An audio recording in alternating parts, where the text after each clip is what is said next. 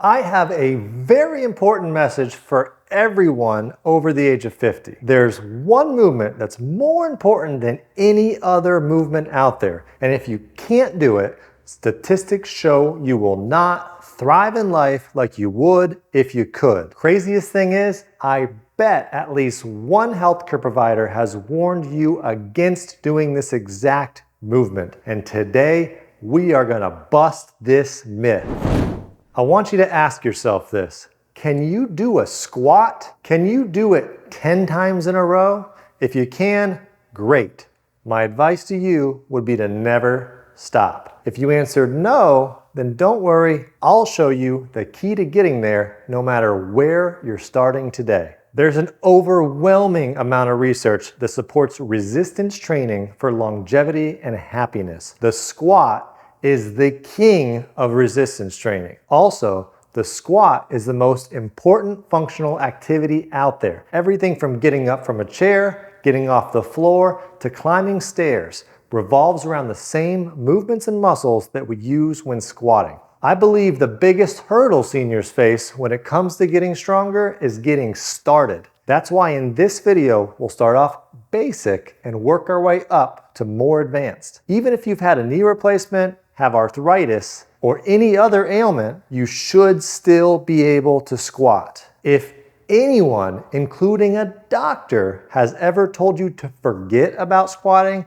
they are simply out of touch and wrong. That's right, wrong. What they meant, to give them the benefit of the doubt, is don't just go out and start squatting. You need to build your way up first. This is why we're gonna keep it simple and start off with two basic exercises, one for the quads and one for the glutes and hamstrings. Once you're able to do both 15 times in a row, you'll move on to the next two. And finally, the last two. Once you're able to do the last two, you'll be able to squat.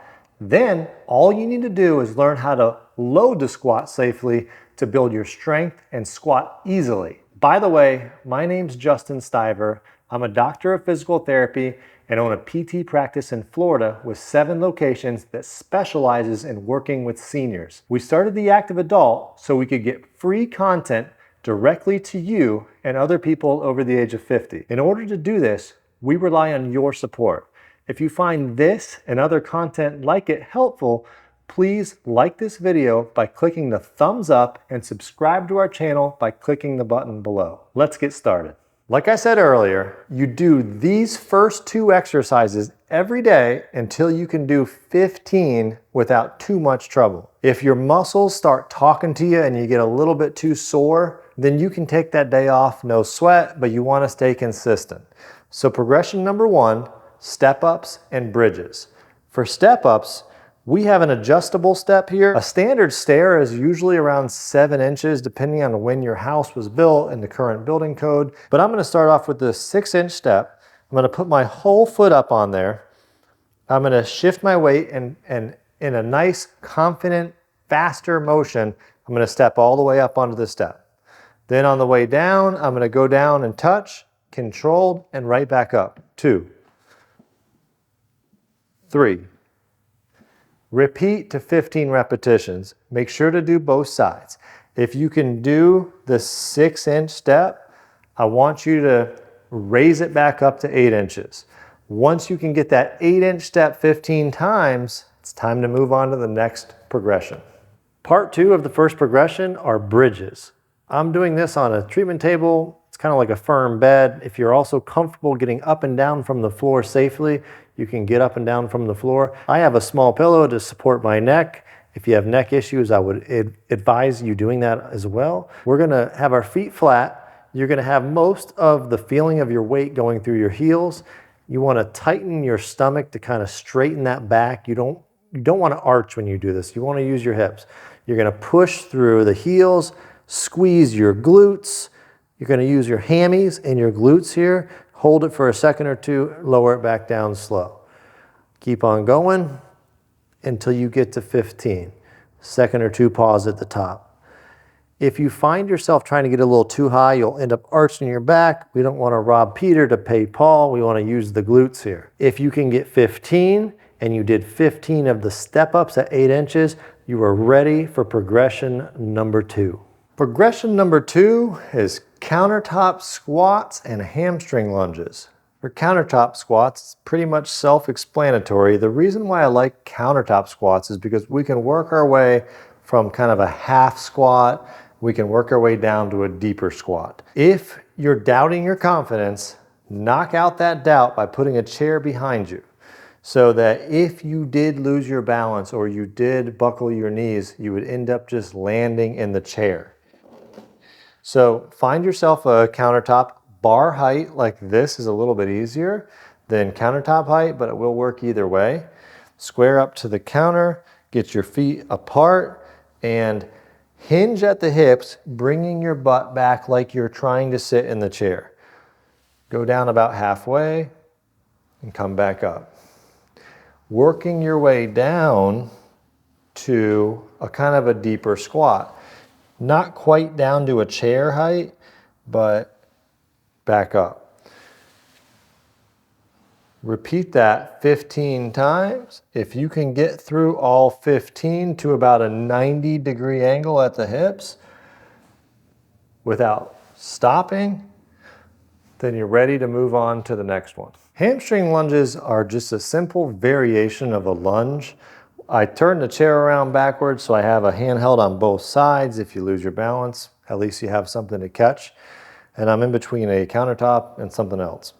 You're gonna get your feet nice and lengthened, spread apart.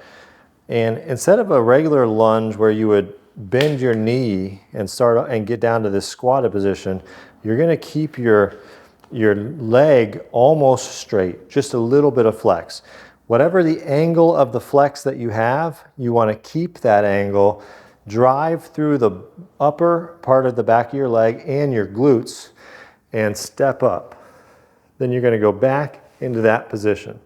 So if you watch my knee, the angle of my knee kind of stays the same and just gets straight. I don't push and lunge up. So keeping my leg just a little bent, I'm going to dig through my heel and pull myself up. What's nice about this one is you can start off closer together, make it a lot easier.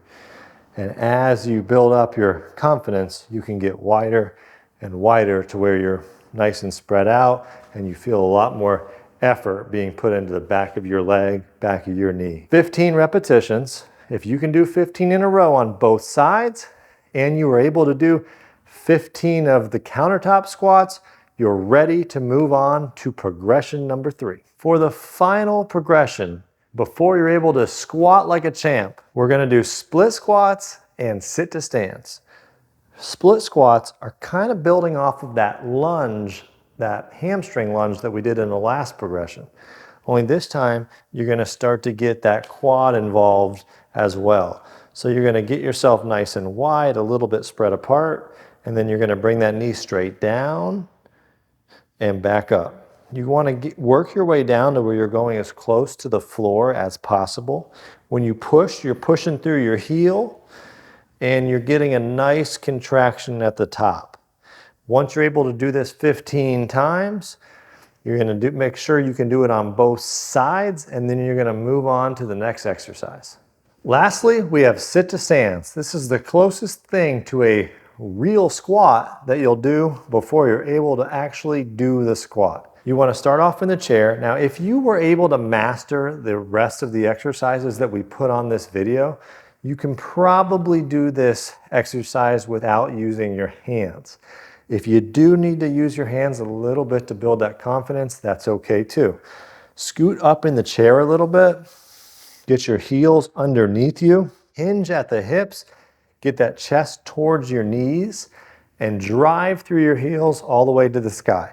Shift, push, up, and lower yourself down nice and slow.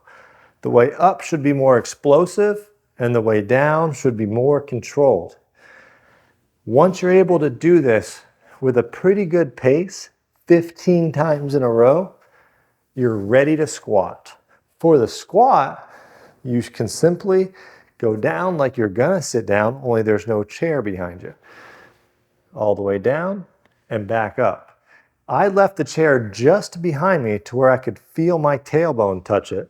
That tells me that I'm pretty much in a full deep squat, only I don't get the rest by sitting down. Now that you know how to squat, what do you do next? Well, what we can do to continue building your strength to make squatting easy is loading your squat. Boom, I got some dumbbells. Let the dumbbells rest by your side and do the same squat. 25 pounds in each arm, I'm adding 50 pounds to my squat. Do I want you to start off with 50 pounds? Probably not. Start off with 5, increments of 5, maybe 10, 15, 20. If you're able to do 50 pounds of squats like I am, that means that doing a body weight squat, which is more of a functional activity, is a walk in the park. And there you've successfully gone from not being able to squat to making it look easy. I hope that now you can consider the myth that seniors aren't supposed to squat busted. Since everyone's a little different and we're all starting from a different point on our strengthening journey, there's no exact time frame to get from where you are today to being able to do a full squat. Start small and work your way up, doing what you're comfortable with each day. If you found this video helpful, you'll love this video about mobility exercises. I'll see you there.